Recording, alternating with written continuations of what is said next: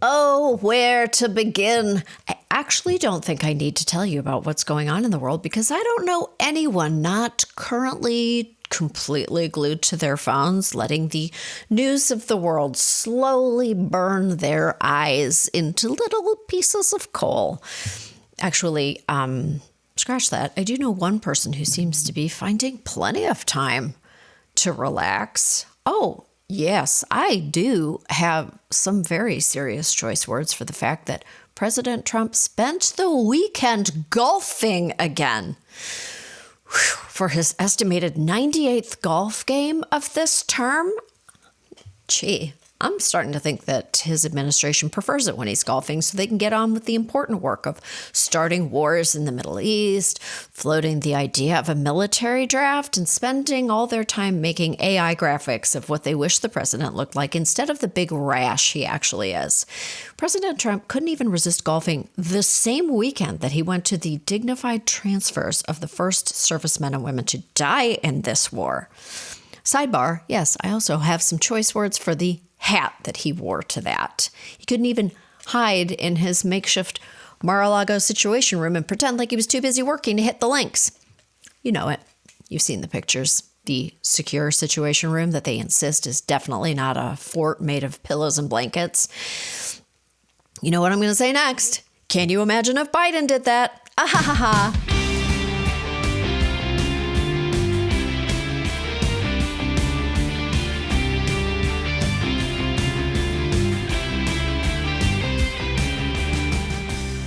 This is Choice Words. I'm Samantha Bee. My guest this week is fellow podcast host Jennifer Welch. She is full of my favorite kind of vim and vigor. Ooh, you are gonna love it. She's so spicy and so smart and so good. Absolutely love her. While I have you, take a look at the spring dates for my How to Survive Menopause tour, now up on SamanthaBee.com. Until then, take a listen and make good choices.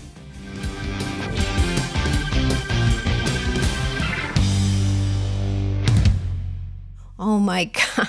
I'm so happy to see your face. I'm so happy to see you. Actually, knowing that you're like a 5 o'clock in the morning waker-upper. I am.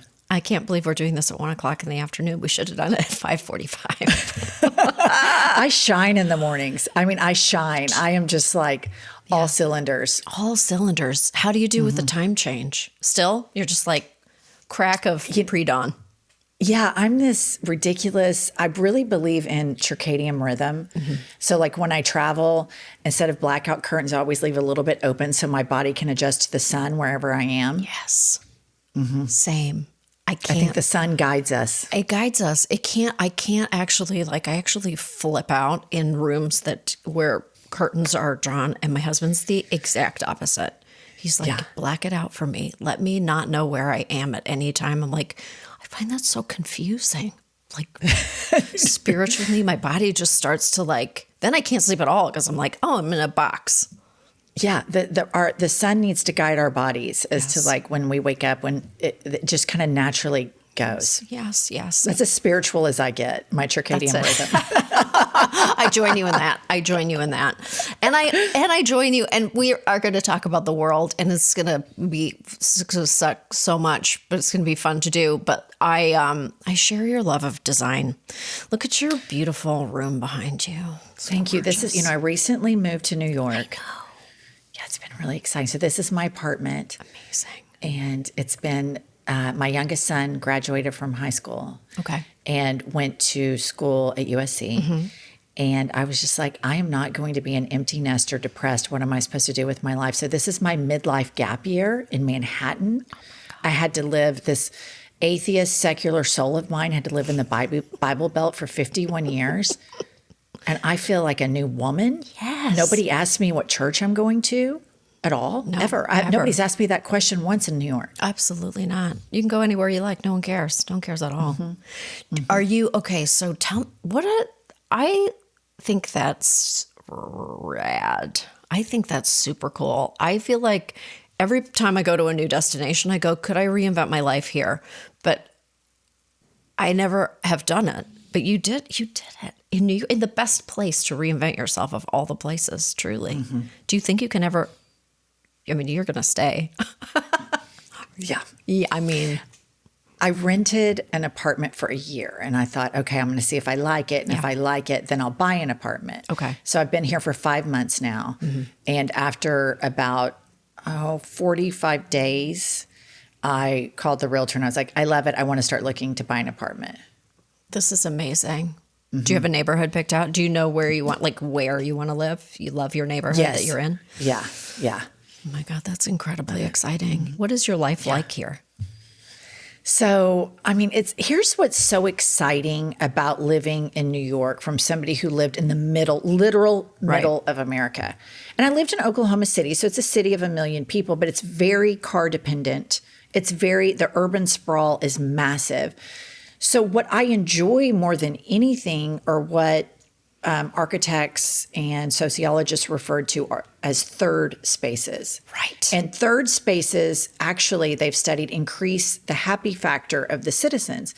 And in Oklahoma City, we don't have a lot of third spaces. I was at home or I was at the office. In New York, I'm in my apartment. And then if I'm going to the gym, in order to get to the gym, I'm in that third space, the streets of Manhattan, where you have to share, cooperate, organize, watch out for killer bikers. Yes. You know? Yeah. And I walk my dogs every night. And a lot of times like, I don't want to walk these dogs. But I'm like, hell, they're not going to walk themselves. You got to go out. Right. And then I hit the streets and the energy of all of the people out there is just, it's amazing to live around so many people so peacefully.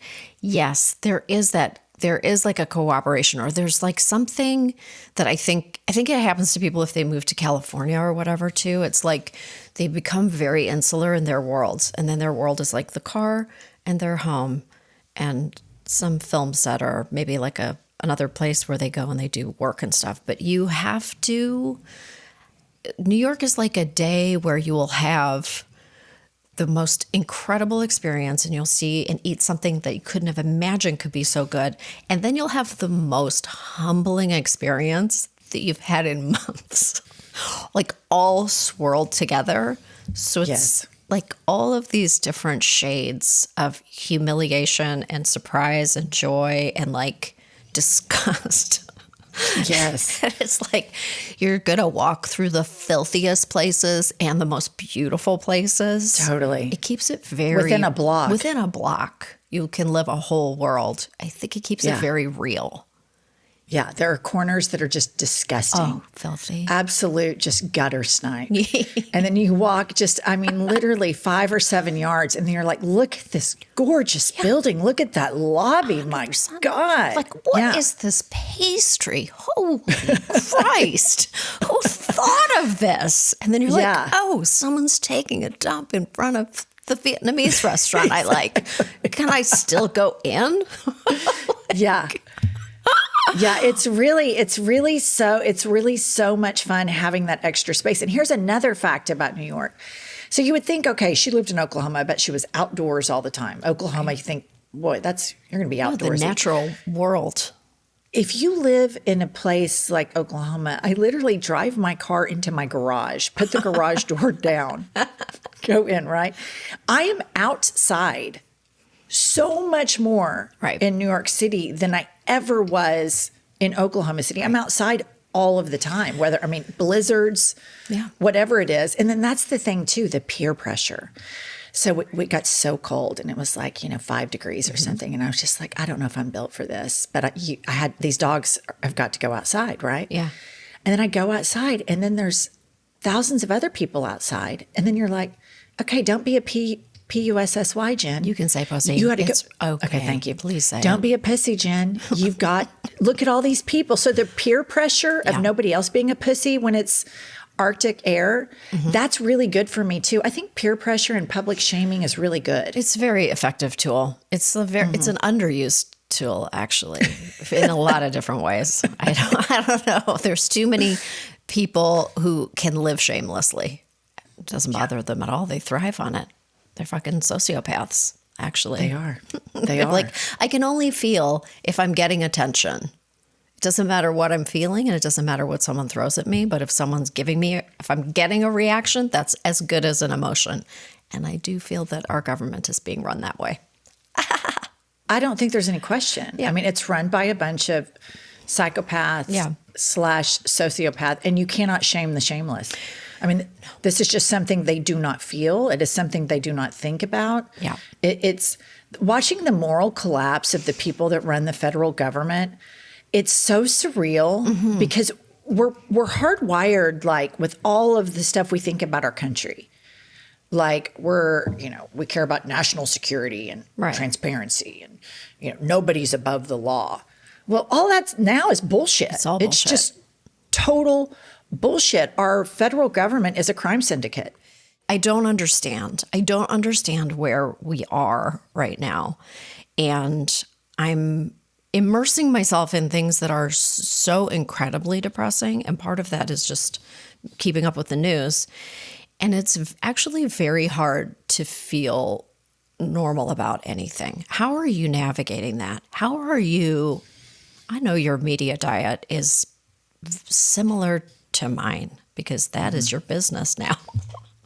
What is it like? Okay, when you wake up in the morning, you're waking up in the 5s. Are you on your phone right away? You're just like tapping right in. Okay. Immediately, 4 shots of espresso. Perfect. Immediately, right out of the gate. Immediately. Pharmaceutical strength. There's no reason for a cafe Americano. Fuck no. Nobody wants that puss boy coffee. No. We want prescription strength Italian espresso. And then I do Wordle. Okay. And then I do the crossword mini. And then I do the dumbest game the New York Times has, which is Connections. Do you ever do that? I so like fucking Connections. stupid. Yeah, no, but I got it's like kind of hard. Sometimes that's hard. It's really hard. But what about when they say it's like the purple one is always the most ridiculous one, and it's like misspelled first names. You're just like, what? But after that, then I have some lists on Twitter. Okay. And I hate Elon Musk. I hate everything to do with him, but I have real journalists, independent journalists that I have on a list. Okay. And so I can go and only see them and not see all the Nazi stuff, because I think that a lot of really important breaking news and analysis, like Drop Site News, is excellent. Okay. Mehdi Hassan at Zeteo News. So I absorb all of that. And then I've been able to kind of disassociate. I think that living in Oklahoma for all of my life as a non-religious person, as an atheist, and I was raised by atheists, around Christian nationalist evangelicals, right. I'm able to deal with this probably easier than you are, because it's familiar to me. You mentioned Pete Hegseth. Yeah. The thing about Pete Hegseth is he's a Christian nationalist. He's a rapture prepper. Yes. Right. And these people are serious. And I went to junior high and high school with these people. Right. Like, I would be at a slumber party with my cheerleading squad, and somebody would be like, I can feel the presence of a demon in the corner of the room. I'm like, what are you talking about? Okay. And they're dead serious. Right. They're dead serious. From a very early age, these kids are deeply indoctrinated into the world of spiritual warfare. Okay. And they believe it to be literal. Like, here's the devil, here's the angel. Right. And it's this, they believe they're born bad. The only way you can get saved is to accept Jesus. And then you have to recruit. Of course, you can imagine I was like prime recruitment material. Oh, yeah. And when I heard Trump start using the black and white worldview thinking, and when that evangelical that hired the pool boy to bang his wife, Falwell Jr. Yes. He had to. He had to get him to get the evangelical vote. Right. And then he started speaking in terms of really black and white. And I was like, oh, this is familiar. This reminds me of all the recruitment interventions that were run to try to get me saved. Right. Oh, my God. And it's terrifying, because as a person that had to live around Christian nationalism, I was always like, okay, well, the federal government will save us. Right. Because Oklahoma is deeply, deeply, deeply religious. But now the Christian nationalists are in the White House. They really are. And they're so influential. I feel like, I mean, I think you've said it on your podcast, and I believe it too, that he's obviously going down the path of senility, and it's the last person who talks to him who gets their idea like executed on. So like the more meetings you have with him, the more he's going to make real your terrible ideas about the world. Like I just don't even, he's a terrible person, but the influences on him bearing down on him are even more terrible and nihilistic. I agree. It's just nihilism. Everywhere I look, I'm looking, and no one is going to save us. Oh, you must be so excited about Mark Wayne Mullen. Fellow. Oh. First of all, Sam, who names their child Mark Wayne? Dipshits. Fucking dipshits name their kids Mark Wayne. And there's not a space. No, there's no It's space. Mark Wayne. Mark Wayne. It's Mark Wayne. Yeah. So let me tell you what Mark Wayne's nickname is. Oh, please. It's Senator Booster Box. Okay, this tough guy that tried to pick a fight with the head of the Teamsters, only to be admonished by Bernie, who was like, sit down, you're a United States Senator.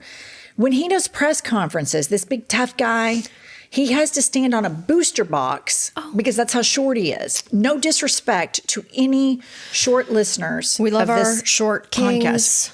We love our short kings. Own it. But own it. Don't stand on a booster box and then act like you're a badass. Don't wear your sister's boots. We know.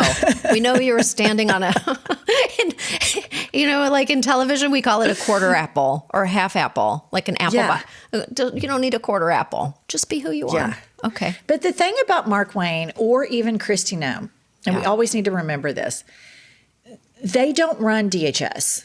Stephen Miller runs DHS. Yes.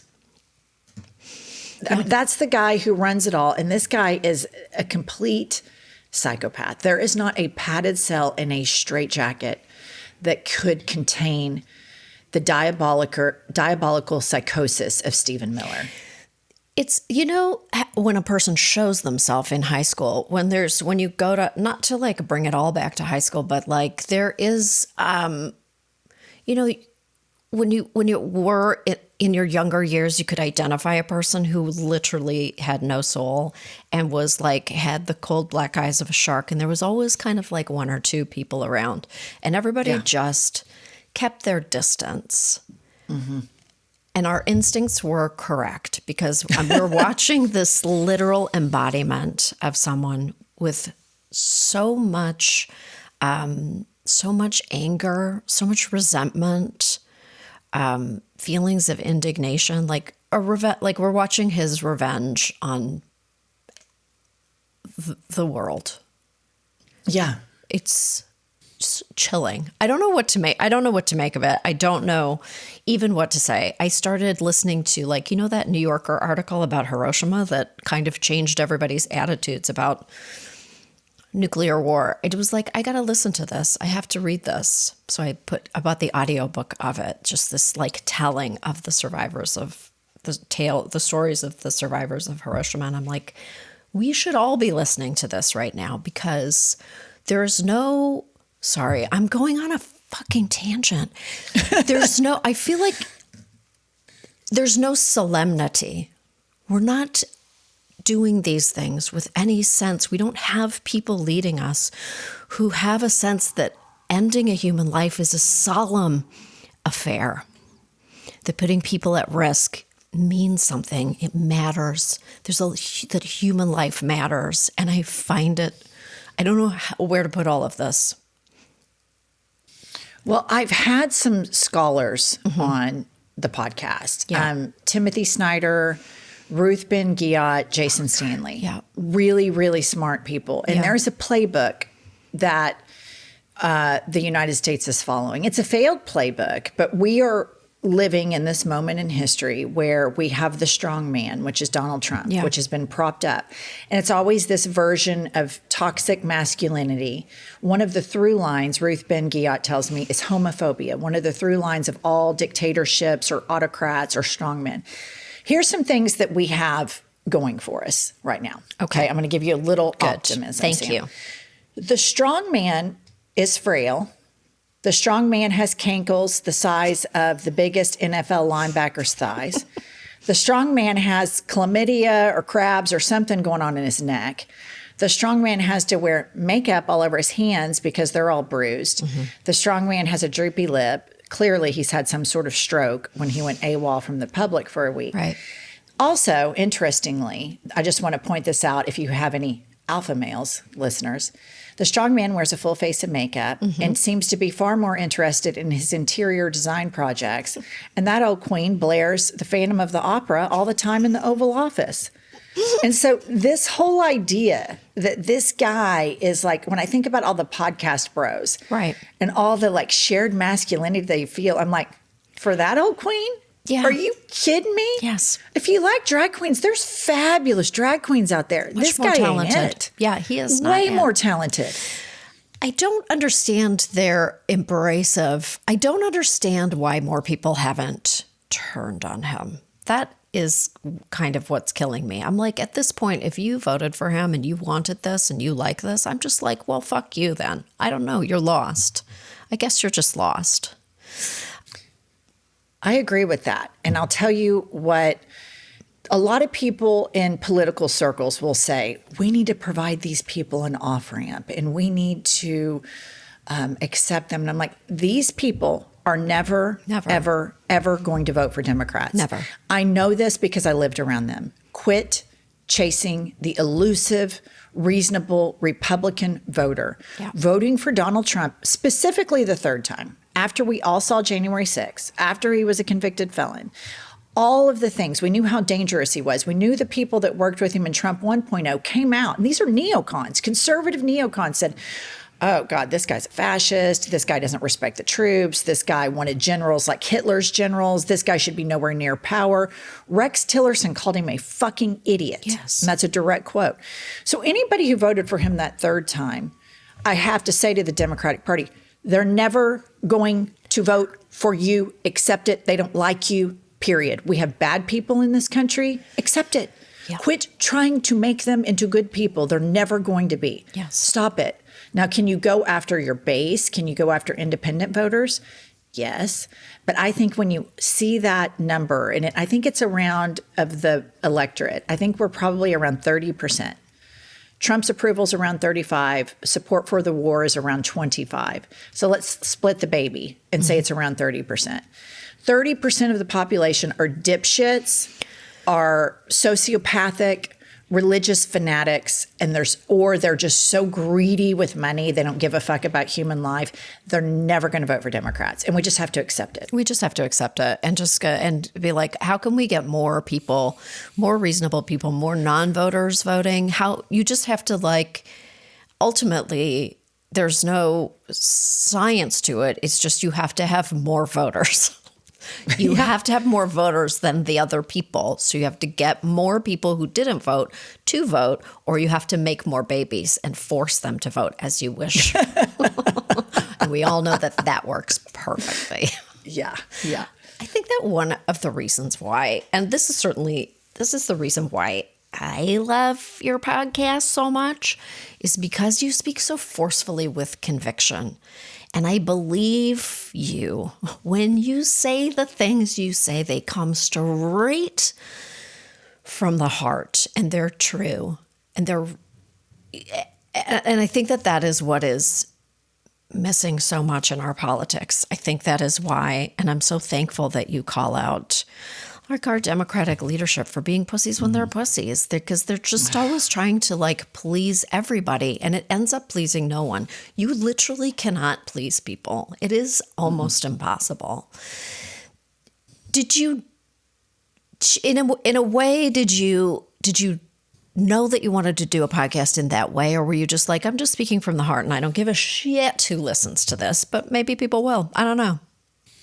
So I've always been just like this, very opinionated. I've always felt somewhat on the defense growing up around people who think the earth is 5,000 and 6,000 years old. Right.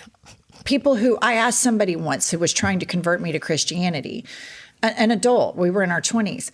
She's like, well, you're going to go to hell. And I was like, I heard it all before. And I said, let me ask you something. Do you think the earth is 6,000 years old? She's 100%. That's what the Bible says.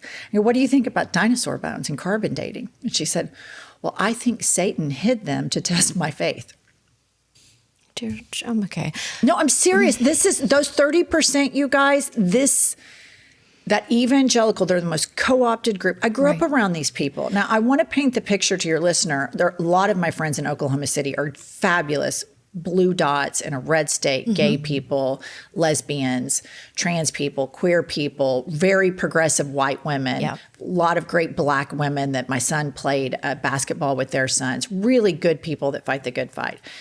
But I've always been incredibly opinionated, not a wallflower, and I've always seen injustice up close, and I've never been shy about speaking about it, ever. Now, my mother, she was a closet atheist for years, and so she grew up in Dallas, Texas. We moved to Oklahoma, and her mother was a crazy religious person, sent money to Oral Roberts. Do you remember when he locked himself up in that tower? My grandmother sent money to him. So you can imagine why my mother immediately was like, oh, I'm an atheist. Right. This crazy old bat, right? His first name was Oral. You know what I mean? I don't talk about that enough. We really don't. We really don't. Like, what was going on with Oral's parents? I think I know. I think I might know.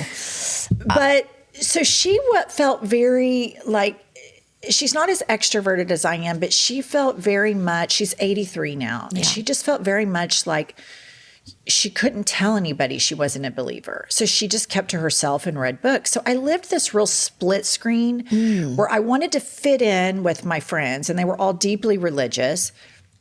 And you couldn't question anything. You know, Satan planted the dinosaur bones and all of these grand conspiracies. You got to have faith and all this bullshit. And then I'd go to my mother and tell her this. And it was just open-mindedness, objectivity, like, well, let's investigate into that, darling. She has this great Texas accent. She'd be, well, let's take a gander at that, darling. Well, this was before the internet, and we had the Encyclopedia Britannica. Right. Several editions of it. She'd go, okay, let's go get the C for cults, and would open it up, or would read about religious fanatics. And so it was this real... I would go into these people that had this very rigid, fixed worldview. And I had fun with them. Sometimes we'd sing, you know, I think we're alone now, you know, to a hairbrush. And then but they would say crazy shit about wanting to talk in tongues and all this crazy ass shit you just can't even imagine. Sure. And I knew it was crazy. And I go home and I was like, well, darling, they're nuts. Let's read about it. Right. And so as I became an adult and people would want to, you know, hey, do you want to come to this Republican fundraiser or this, you know, Moms for Life or Moms for Guns and all that. They were like, fuck no, I'm not going to that shit. And I just was very outspoken about how I believe. Also in college, Sam, because my options were to hang out with all of the Bible study sorority girls or to hang out with gay men. As you can imagine, I picked the gay men. Of course. Of course. And so my entire 4 years at the University of Oklahoma were spent with gay men, and we had deeper, more conversations because the people that bullied them also bullied me.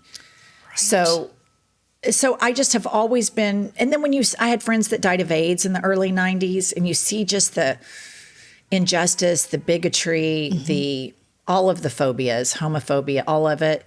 I just have been a fierce fighter for those things. Now I've hosted more Democratic fundraisers for losers in the state of Oklahoma City than you can ever imagine. I actually think there are so 30. many, like, especially in the South, there are just those like really powerful small communities who really are fighting the good fight, and they really they do not get enough attention. But like, those are feisty, fun groups of people. Like, the best people totally are like just awash in people who think that they're driven by satanic ideas. I might suggest just a mini rapture for all the people who are super eager for it. You know I've wanted this forever. I have wanted this forever. I'm thinking, please just come rapture all of them. Take them all. They want to go so badly. They Can't do. You? Now I know there is no God because he's not listening to all those prayers at all. Let it. He's not coming to pick them up. He's not coming to pick them up. He's not. He's like, you keep them. Okay, I want to talk about the DNC for a sec because I do feel like you're taken so. It's amazing because the Democratic leadership, they come on your show and you like really hold their feet to the fire in ways that probably, and like a lot of them after are like, I had so much fun doing the podcast, but probably they're like, can we? had so much fun being grilled. It was incredibly enjoyable. What a spontaneous and wild conversation that was. And then afterwards, they go back to their comms people and they're like, what the fuck just happened? Oh, yeah. They start texting my producer like, that wasn't what we were supposed to be talking about. My producer's like, I can't control her. I don't I'm 30 years old. Yeah, I don't put words in her mouth, actually. She's an actual human being. So sorry. Yeah. DNC's not going to release their 2024 autopsy. A lot of people are angry about that, myself included. What do you think is the path forward as you look at this very bleak landscape? How are we supposed to learn from our mistake? Like, I don't know that anybody ever learns from one of those political autopsies, but at least it's clear what happened. How are we supposed to learn this lesson moving forward? I'm just not sure we are hearing it. I was so disappointed by that because you can't both be the party of transparency and the party that is everything against MAGA and then not be transparent and say, we want to evolve and we want to grow and here's what happened and we have the time to release it now. I think that now we know why they haven't released it. I think it was Axios or somebody broke the report that Gaza, Joe Biden's blank check and Kamala Harris's continuation of that kept voters at home. And it was a much bigger issue to specifically younger voters than they realized. The problem is that a lot of our politicians receive a lot of AIPAC money. And then that would make them the controlled opposition. And this is a messy thing to walk into. And that's by design. They make it to where if you criticize Israel or criticize the war crimes, then you could be accused of being an anti-Semite. And that's wholly unfair. And lots of Jewish people criticize Benjamin Netanyahu, Israel, their war crimes. And so I think it was Ta-Nehisi Coates who said about the DNC, and I don't know if I pronounced his name wrong or right there, but he's incredible. He said, if you can't draw the line at genocide, I'm paraphrasing here, then how can we expect you to make a decision about anything else? Like that moral breakage of both parties. And I've just been, Sam, I just get so mad. So here's the way my mind goes with all of this. Yeah. Some fuckery comes down from Trump, right? Like they're killing people in Minnesota. Now he's bombing Iran. You know, just fucking bullshit. Horrible. People are dying. Horrible shit. And I'm like, those fuckers, I hate those guys. And then my brain goes to, God damn it, Joe Biden fucked us. He fucked us so hard. Yeah. Oh my God. Because Merrick Garland should have prosecuted him. Right. Yes, of course. And so then I get mad at the Democrats because Trump and the Republicans are doing what they've always done. Trump just makes it impolite. George Bush did all this shit. He was just more polite about it, more folksy about it. Right. You know, Trump's just a real prick about all of it. And when I think now, okay, so Joe Biden's, that's gone, get over that. Then I'm like, fucking Chuckles and Hakeem. What are you guys doing? What are you doing? And why can't you speak extemporaneously? Why can't you just speak? Like, why is it that when you speak, it sounds like a team of 8 people wrote you a bunch of zingers? Like, it sounds coached. It's not, and I understand, like, I get that there is an old way of doing things, but the new way of doing things is that you actually have to speak from your heart and your values, and you have to start doing it right away. Like, if you have to, like, subject your opinions to, like, a focus group backstage, it's not going to work. There's no leader who's going to work in that mode anymore. That's not the mode we're in. We're now in the mode where our literal president says that Iranian people cut women in half and chop babies' heads. I'm like, what is he fucking talking about? What is he fucking talking about? It's our president. What you're saying there about the Democrats is so true, because think about it like this. Monikers that go to people that are in the Democratic Party: progressive. You think progress, liberal, right? You think free. So you think this is a forward-moving political party, right? But what you just said about them crowdsourcing what their opinions are and trying to preserve the status quo, they now appear like preservationists. They appear like conservatives, conserving a political party that lost 2 races in 2020 and 2024 to a fucking moron that can't blend his makeup. Yeah. And then we say, oh, we're not going to release the autopsy. Fuck off. Seriously. It feels insipid, like it feels weak. And I know that there are amazing people within the Democratic Party. There really actually are.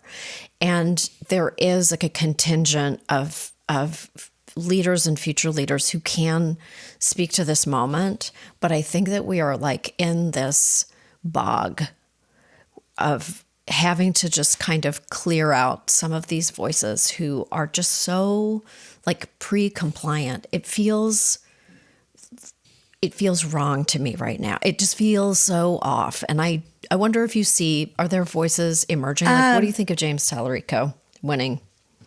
I'm glad. I like both Jasmine and James. That was a kind of a heated primary. And I'm very, I didn't really do a lot of coverage on that because I'm sensitive to the exhaustion that the Black community feels right now. Sure. And I'm sensitive to what a leader and a fighter Jasmine Crockett is to the Black community. I mean, she has been. Yeah. So they had their primary and he won.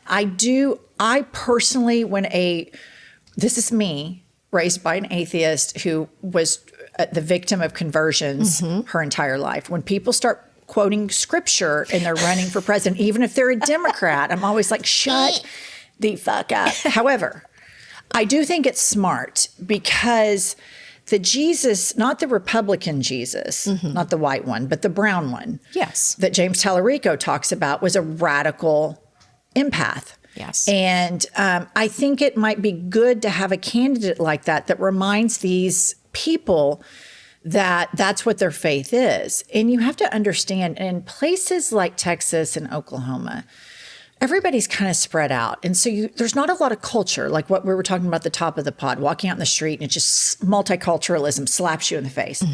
Well, if you live like where I grew up in the suburbs of Oklahoma City, I mean, it's cracker ass, cracker, saltine, white as you can get. Yeah. And there's not a lot of culture. So the culture tends to be your church and then patriotism, your country. Right. And the flags are fucking gigantic. And so this might be really good for the party to have somebody that reminds these people that, that Jesus was actually about these types of things and actually was against the accumulation of wealth. Really didn't say a lot of positive things about rich people. If you really take a gander into the book. Did he ever say any positive things about very rich people? No, actually said they couldn't get into heaven. Couldn't get into heaven. And then he flipped over all the tables of the... when people were acting like Bible thumpers, he doesn't like that either. No. So I think and I like how he hasn't thrown trans people under the bus. Right. I like that he defended, because people that are trans in states like Oklahoma or Texas, it's so suffocating and so terrifying. I have some friends in Oklahoma, Sam, a wonderful couple, and they're raising a trans daughter. And the climate is so horrific that they're now having to transplant. They're moving to California because they can't live there anymore because they have another child who's can't even get friends to come over to her house anymore because this administration and all of its acolytes have made that such a false, toxic thing, which it isn't. Yeah. And so I like that he didn't throw anybody under the bus. That's super important to me because I think that's a real cheap thing to do in moving forward. And I don't think any Democrat should throw any group under the bus. Yeah, I was very dismayed, actually. I was very dismayed after this last election when people were like, maybe we should tone down. Maybe we should tone down all of our talk of trans rights. And I was like, you lost me. The fuck are you talking about? And here's what I think Democrats should do, Sam. The way I saw it, the people who bring up trans people all the time are never Democrats. Trans people are like, quit fucking talking about us. Yes. Can we just live? My thing is, it's these MAGA freaks that talk about trans people all the time. Democrats need to get offensive. They need to play offense, and they need to say, Why are you so obsessed with the genitalia of children? Yeah. Why are you so obsessed with trans people? Well, you know what? A study came out, Sam, and it was rather eyebrow raising. So it's a study about where the majority of trans porn is consumed. Well, this thing lit up every red county you could imagine, with the capital, the number one trans consuming county in the United States of America is Lawton, Oklahoma. Get the heck out of here. And if you look around this trans heat map, so oftentimes these fuckers browbeat the people during the day, the people that they fetishize at night. Yeah. Yeah.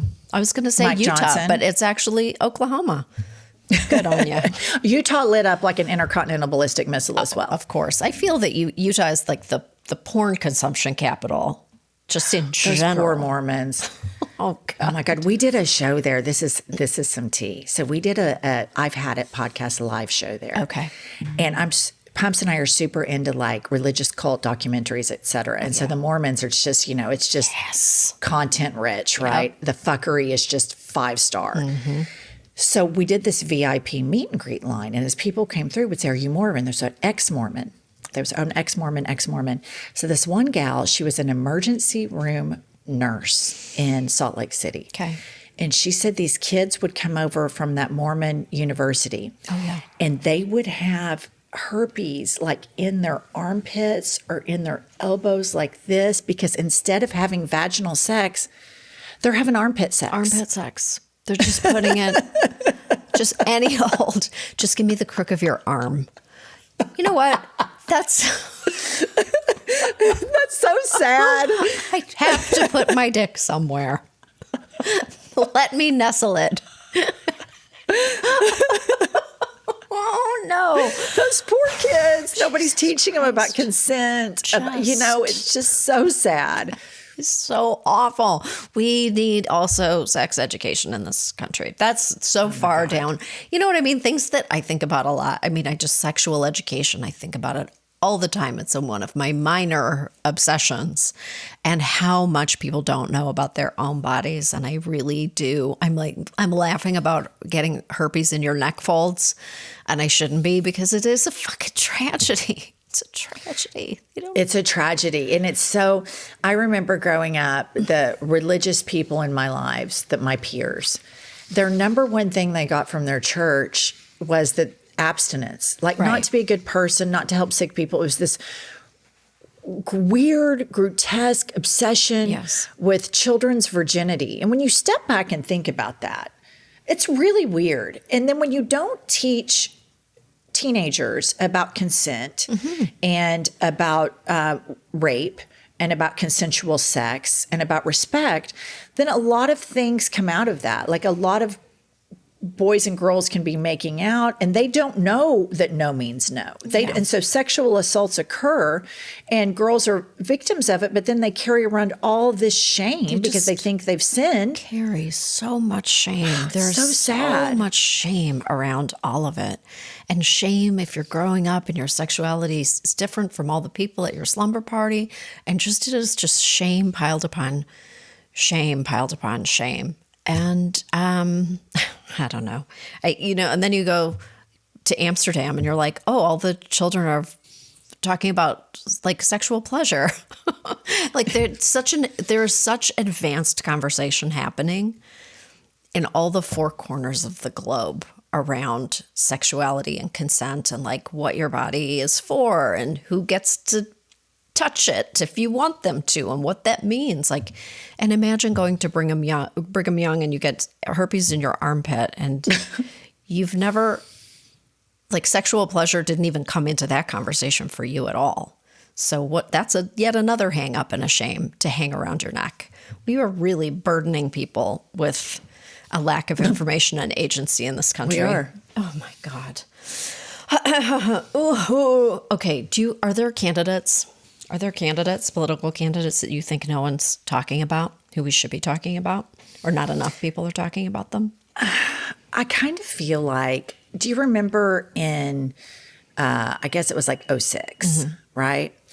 And Hillary and John Edwards were the front runners. Yep. And then this good-looking, great-speaking, it-factor politician, freshman Senator Barack Obama just comes steamrolling and beats them all. Yep. The Democratic establishment didn't want it. Nobody wanted it. So then fast forward to 2016. Everybody thought it was going to be George Bush, Lion Ted on the Republican side. And then this fucking psychopath comes, barreling up. Anti-status quo candidates win. And when Kamala started running, and I like Kamala a lot, but when Kamala started running around with Liz Cheney, I think that gave the optics of the status quo. Right. And then Trump became the anti-status quo again.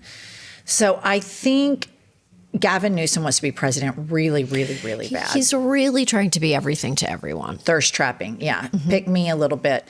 But I don't think he's going to end up being the nominee. I think he peaked, and I think it's already starting to go down.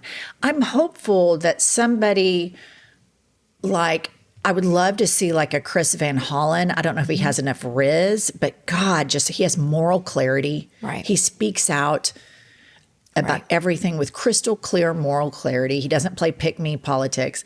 Somebody who I think is interesting, and he would need to do some cleanup on some issues to be able to get the Democratic base is that Senator Ossoff from Georgia. He's good looking, young. But whoever it is, they're going to have to be the anti-establishment, anti-status quo candidate. Look no further than Zoran Mamdani. Right. He took on the Democratic establishment, the Republicans, the billionaires, all of them, and kicked their ass. And he's, again, didn't throw anybody under the bus and has conviction, stood in what he believes in. Whether you support him or not, he's consistent. He's morally consistent. Very consistent. So I don't know that I have my person yet. Right. I haven't seen somebody where I'm like, oh, I'm going to vote for this person. It's always fun when all the books start coming out. Andy Bashir has a book. I think Josh Shapiro has a book. Gavin Newsom's got his book. There's just like books. Cory Booker's getting married. There's just like a lot. And you just go, okay, he's running. Yeah. Andy Bashir, I had on the podcast in person while Kamala was running. Oh, okay. So he's interesting to me because he is a governor of Kentucky, similar electorate as Oklahoma, meaning religious fanatics and total psycho-religious people. And he did not throw trans people under the bus. And he's won 2 terms. But when he walked upstairs in my recording studio in Oklahoma City, Sam, he's like straight out of Central Casting, choir boy. And it's real. It's earnest. I don't know. I think he's more of a VP than he is a P on the ticket. But I will tell you, I think he's very sincere in who he is. I've interviewed Gavin in person. J.B. Pritzker is a really nice person. I've interviewed him twice now, and he's very great. real. But I want it to be somebody who, I don't know, somebody new and fun. I get that. No, I totally get that. I mean, that makes a lot of sense to me. Somebody who's just like an upstart. Name recognition is name recognition, but like we want someone who can speak in a fiery manner, who can answer their critics, who can tamp down shit before it boils over, such as what we've talked about around trans rights, who can just rise above it, push it down to where it needs to be, and speak to our collective humanity. This is a country of decent people who don't want war. We do not want war. There's the contingent of people who don't care if we have war or love it. But I do believe the majority of us don't want these things. We don't want oil to be raining on the citizens of Tehran and gutters filled with fire liquids. We and schoolgirls being bombed at school. Girls being bombed regardless at of what country they're from. We have to care about humanity. We just have to. Yeah. And we went to that war in Iraq based on lies. Yes. 1 million Iraqis died. Yes. And that's never even really talked about. They talk about the thousands of Americans that died, which is horrible. But 1 million people. And then what's going on now in Iran? It's just here's what pisses me off, Sam. Yeah. Is the arrogance of America. The foreign policy military that we're going to go in, and this bullshit lie that we're going to liberate the Iranians. By the way, we're going to kill these schools. We're going to attack hospitals. Like you said, we're going to attack your infrastructure. Yeah.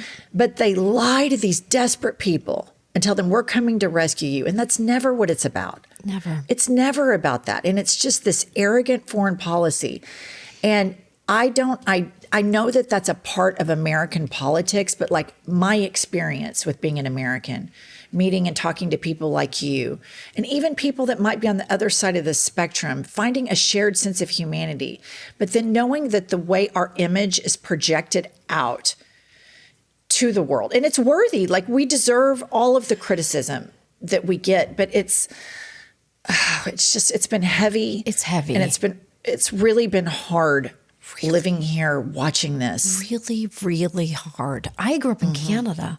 I grew up in Canada watching, like from a distance. My mother was very political, like watching the Iran Contra hearings as a kid. Yeah. Understanding. I mean, people hate it when I say a lot of people I know who are like really smart and really forward thinking hate it when I say this, but like we had a different understanding of American imperialism living in a country where, like my grandmother used to say, oh, if America sneezes, we get a cold. That was like the phrase that we had. We said it all the time in our house.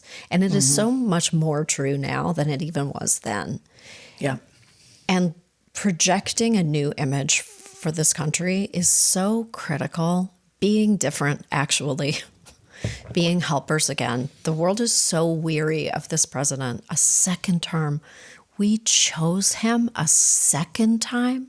After what we all saw on January 6th, did you ever think, Sam, when you watched that live, that he would ever get the keys again? Never. Ever. It was Ever. unfathomable. And that's where I go, Joe Biden fucked us. You fucked us so badly. So hard. You fucked us. And I like Joe Biden. I was so excited when he won. I was But too. you had one important appointment. Who you appointed to be Attorney General. You should have said, look, you're going to be independent, but if you're not interested in putting the people who paid for this in jail, because here's the problem with January 6th, and it's linked to Jeffrey Epstein, and this is super important. The people that were tried and prosecuted January 6th, these are the low-level offenders. Yeah. These aren't the planners. These aren't the funders. This isn't Ginny Thomas, Clarence Thomas's wife, that was a big machinator of the whole thing, the Heritage Foundation, Turning Point. The president of the United States, which has now been revealed, spent $3 million of his own money for planning and transportation and lodging for these people. So those were the real criminals involved in this, just like with Jeffrey Epstein. These rich people, whether there's a Democratic DOJ or a Republican DOJ, seem to get out of facing accountability. Yeah. And so I just get so angry that after we saw that, the fear, like that was fascist, dictatorial. They wanted to hang Mike Pence, a white Republican male that had a pet rabbit that calls his wife mother.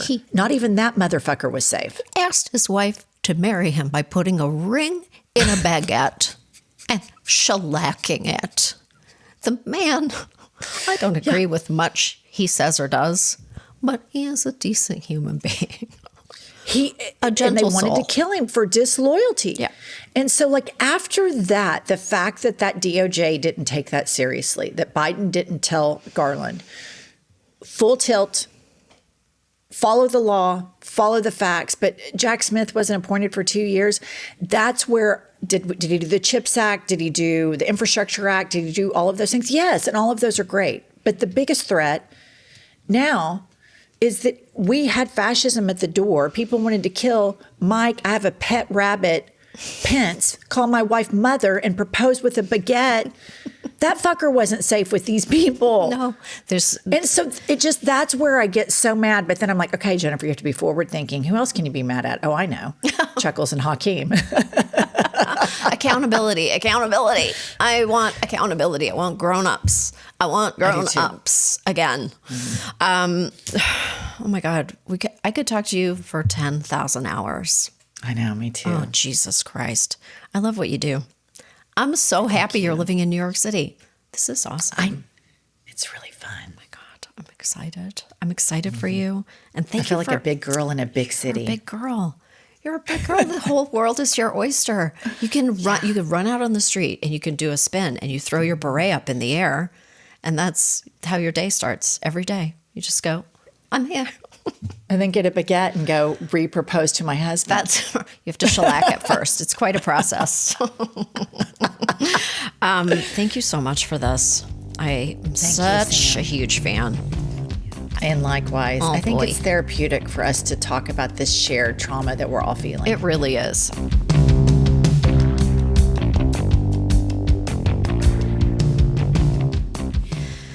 That was Jennifer Welch, and I had no choice but to look up one thing. She mentioned third places, and I wasn't sure I'd heard that phrase before, but it's real. There are places people congregate other than home or work, like parks, libraries, cafes, gyms, anywhere that you interact with other people, and it really does increase happiness. I totally believe it. Get the heck out there. Find your third place. Find your fourth place. Find your fifth place. Thanks for joining us. I'm Samantha Bee, and we'll see you next week for some more Choice Words.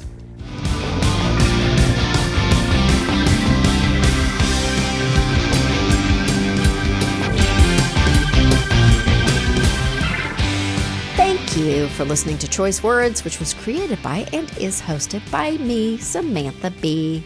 The show is produced by Svea Baron-Reinstein with editing and additional producing by Ryan Connor. We're distributed by Lemonada Media, and you can find me at Real Sam B on Instagram. Follow Choice Words wherever you get your podcasts or listen ad-free on Amazon Music with your Prime membership.